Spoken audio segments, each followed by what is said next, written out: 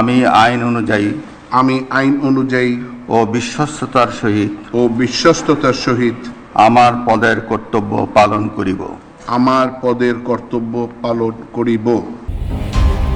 বিচার বিভাগে শৃঙ্খলা ফেরানো, দুর্নীতি দমন এবং বিচার প্রার্থীদের হয়রানি কমাতে একগুচ্ছ কঠোর নির্দেশনা দিয়েছেন নবনিযুক্ত প্রধান বিচারপতি জুবায়ের রহমান চৌধুরী। মামলার শুনানি ও নিষ্পত্তির পর সর্বোচ্চ ৩ থেকে ৭ দিনের মধ্যে রায় প্রকাশ করতে হবে। একই সঙ্গে আদালতের কর্মঘণ্টায় বিচারকরা ফেসবুক সহ কোনো সামাজিক যোগাযোগ মাধ্যম ব্যবহার করতে পারবেন না।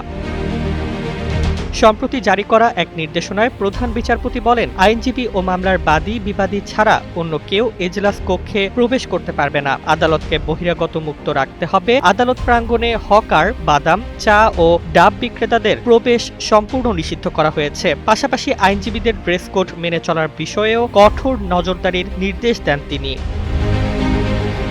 গত বৃহস্পতিবার সুপ্রিম কোর্ট অডিটোরিয়ামে দেওয়া এক অভিভাষণে বিচারকদের উদ্দেশ্যে প্রধান বিচারপতি বলেন, আদালতের কর্মঘণ্টার মধ্যে সামাজিক যোগাযোগ মাধ্যম ব্যবহারের কোনো সুযোগ নেই। কোনো বিচারক এ নির্দেশ অমান্য করলে এবং তার প্রমাণ পাওয়া গেলে সেদিনই তার বিচারিক জীবনের সমাপ্তি ঘটবে।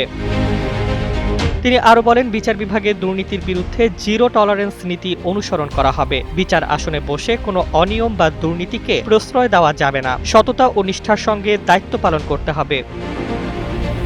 রায় প্রদানে বিলম্ব নিয়ে তিনি সতর্ক করে বলেন, দেরি হলে মামলার নথি পুনরায় পর্যালোচনা করতে হবে। এতে সময় নষ্ট হয় এবং বিচার প্রার্থীরা ভোগান্তির শিকার হন। তাই আদালতের কর্মঘণ্টা পূর্ণ সদ্ব্যবহার নিশ্চিত করার নির্দেশ দেন তিনি।